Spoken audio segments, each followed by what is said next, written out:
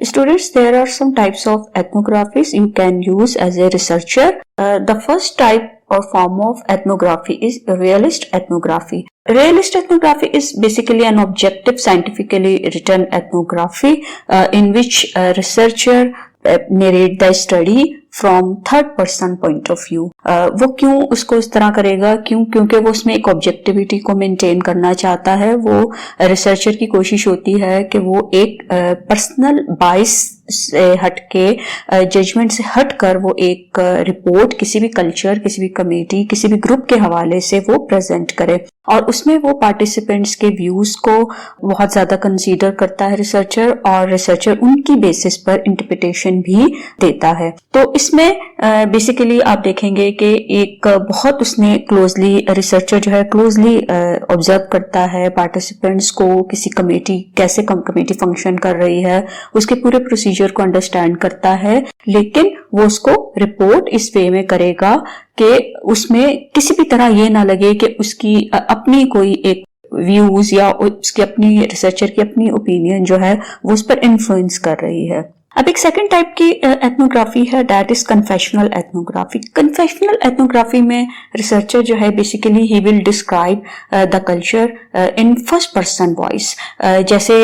मैंने बताया कि रियलिस्ट एथनोग्राफी में रिसर्चर जो थर्ड पर्सन वॉइस में इसको प्रेजेंट करेगा, लेकिन यहाँ पर वो फर्स्ट पर्सन में करेगा। क्योंकि यहाँ पर एथनोग्राफर जो है वो फील्ड में जो उसके एक्सपीरियंसेस होते हैं उससे रिलेटेड उसकी अपनी क्या ओपिनियन है, उसको किस तरीके से उसको इंटरप्रेट करता है, उसको देखता है, उसको ऑब्जर्व करता है, वो अपने उन एक्सपीरियंसेस को प्रेजेंट करेगा। जैसे रिसर्चर एथनोग्राफर जो है वो प्रेजेंट करेगा स्टडी में कि I focused on that group and I explored that area at the time of observing the participants। तो इस तरह, इस अंदाज में कन्फेशनल एथनोग्राफी में रिसर्चर जो है वो उस रिपोर्ट को नरेट करेगा, उसको प्रेजेंट करेगा। इसी तरह एक और टाइप है life history ethnography, in which the researcher will study an individual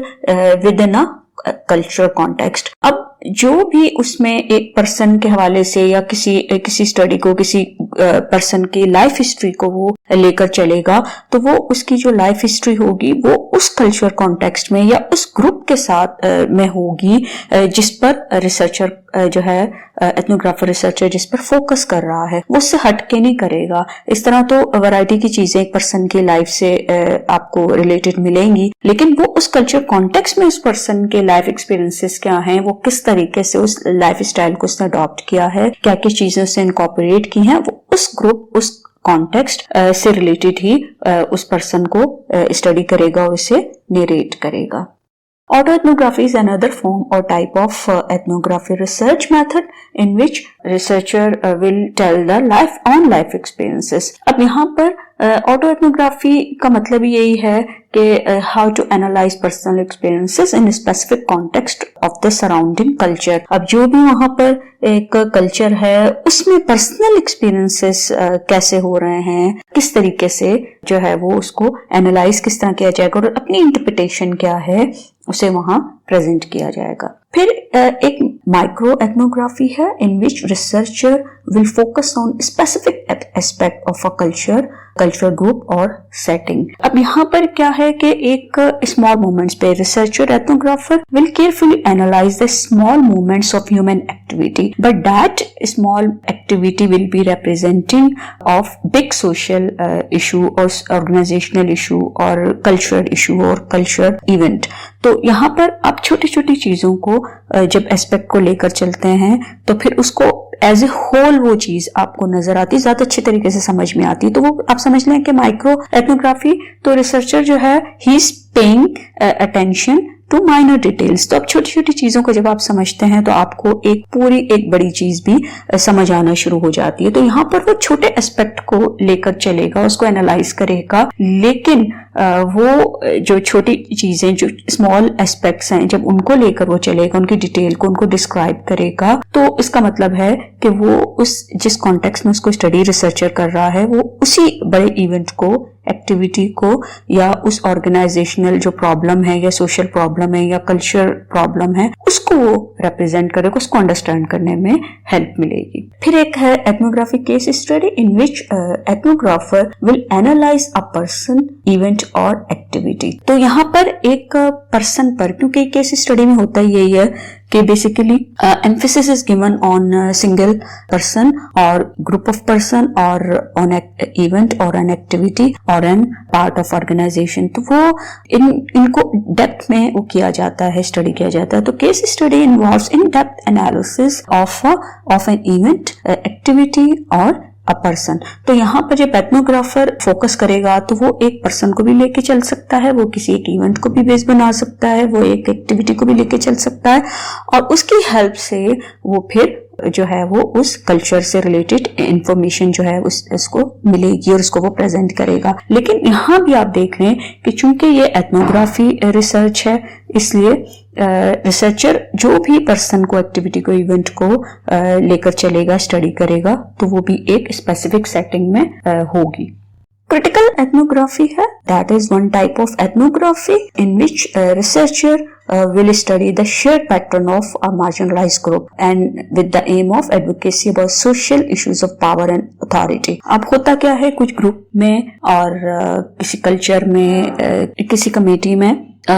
कुछ इश्यूज होते हैं, जैसे कहीं ग्रुप के दरमियान कोई पावर का गेम होता है, कहीं कोई डोमिनेंसी हो रही होती है, कोई डोमिनेट करना चाह रहा होता है, उनके दरमियान कोई कॉन्फ्लिक्ट्स होते हैं, कहीं किसी को ऑप्रेस किया जा रहा होता है, कहीं इनइक्वालिटी होती है, इनजस्टिस होता है। तो उस ग्रुप में, उस कल्चर में जो ये इश्यूज हैं, उन इश्यूज पर फोकस जब किया जाता है तो वो जो स्टडी होती है दैट इज क्रिटिकल एथनोग्राफी। तो अगर कभी आप इसको स्टडी करना चाहें किसी कल्चर में, किसी स्पेसिफिक ग्रुप में, कोई आपको इशू, कोई प्रॉब्लम नजर आता है कि यहाँ पर ये इश्यूज हैं, यहाँ ये प्रॉब्लम है, which need to be highlighted, we need to be address in order to arrive at in order to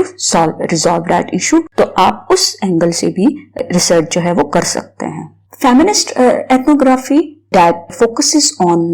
women and their issues। अब वो वुमेन की जो वुमेन पर जब आप स्टडी करते हैं तो एट दैट टाइम रिसर्चर और ethnographer will also focus on culture practices that serve to disempower और ऑप्रेस द वुमेन। अब यहाँ पर जो फेमिनिस्ट एथनोग्राफर होगा वो स्पेशली एक ग्रुप में, कल्चर में या किसी एक सेटिंग में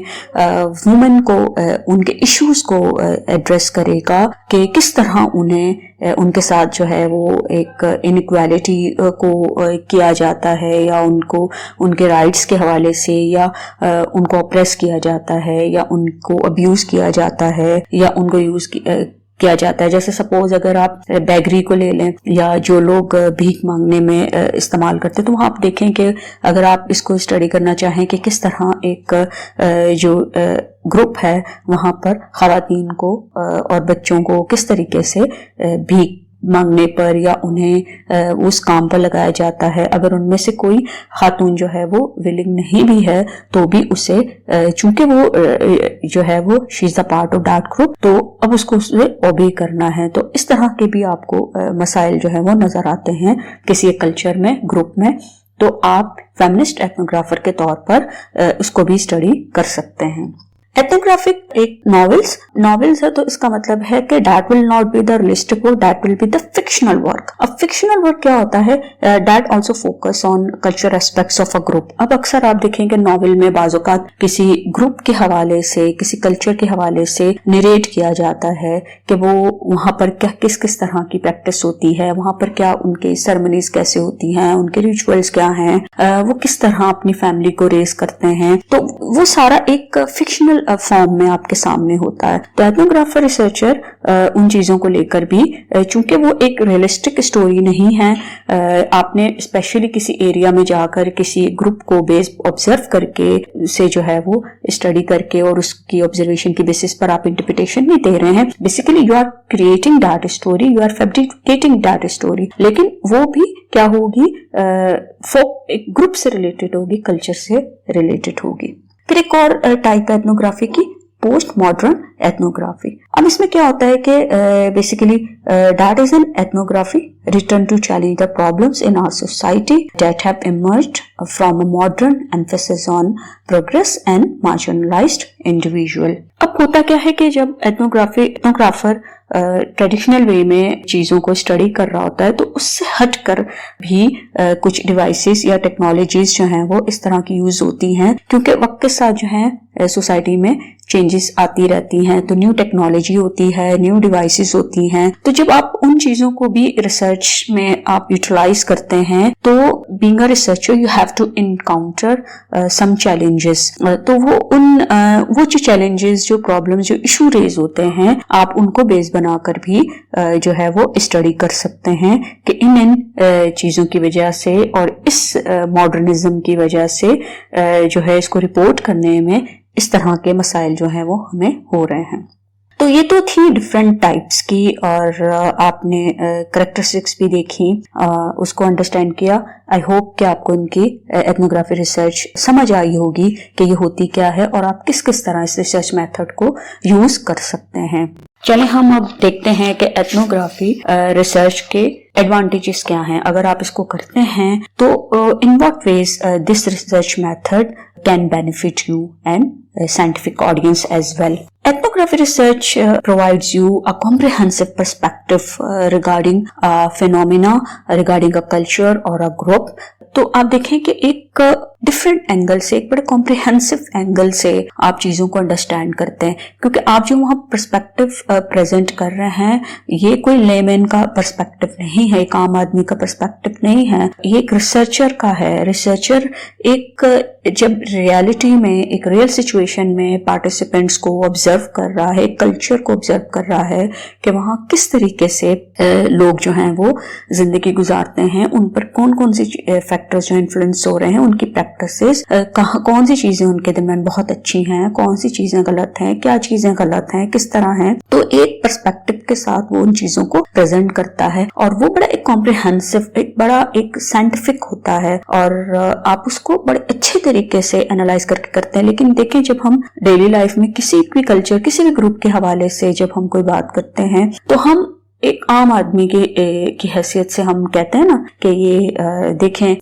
ये लोग इस तरह के हैं, ये लोग इस तरह के हैं, लेकिन वो जो पॉइंट ऑफ व्यू है that is not an objective point of view, और वो कोई रियलिस्टिक नहीं है, क्योंकि वो तो हम वैसे इतने एक्सपीरियंस की बेस पर या परसेप्शन की बेस पर कह देते हैं। लेकिन यहाँ पर एक साइंटिफिकली आप चीजों को एक्सप्लोर कर रहे हैं और पूरा देख रहे हैं कि ऐसा होता क्यों है। क्योंकि अगर आप ग्रुप में किसी पर्सन को if you saw if person is even involve in immoral act, illegal act, तो आप उसको एनालाइज भी करते हैं कि ये क्यों है, किस तरीके से है, और उस पर आप इंटरप्रिटेशन देते हैं। तो एक बड़ी अच्छी एक आपकी रिपोर्ट जो है किसी कल्चर से, किसी ग्रुप से रिलेटेड या किसी कमेटी से या किसी ऑर्गेनाइजेशन से रिलेटेड आपकी रिपोर्ट जो है वो बड़ी एक अनबाइज्ड रिपोर्ट सामने आती है और एक उसको पढ़ने के बाद रीडर जो है वो अंडरस्टैंड कर सकता है कि कैसे चीजें जो हैं वो डेवलप होती हैं, एटीट्यूड डेवलप होते हैं, बिलीव्स डेवलप होते हैं और किस तरीके से कल्चर जो है वो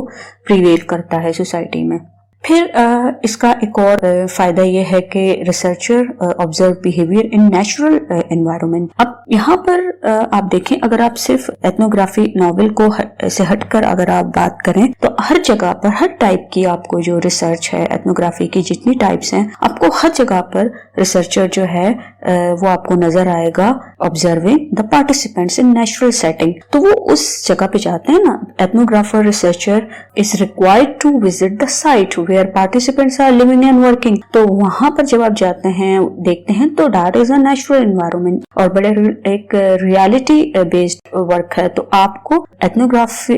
रिसर्चर अब आपको बीइंग एन एथनोग्राफर आपको एक पास एक अपॉर्चुनिटी होती है कि आप पार्टिसिपेंट्स को नेचुरल सेटिंग में, रियल एनवायरनमेंट में, आप उनको रियल लाइफ में आप उन्हें ऑब्जर्व करते हैं और उन ऑब्जर्वेशंस की बेसिस पर आप इंटरप्रिटेशन जो है वो अपनी प्रेजेंट करते हैं। फिर इसके अलावा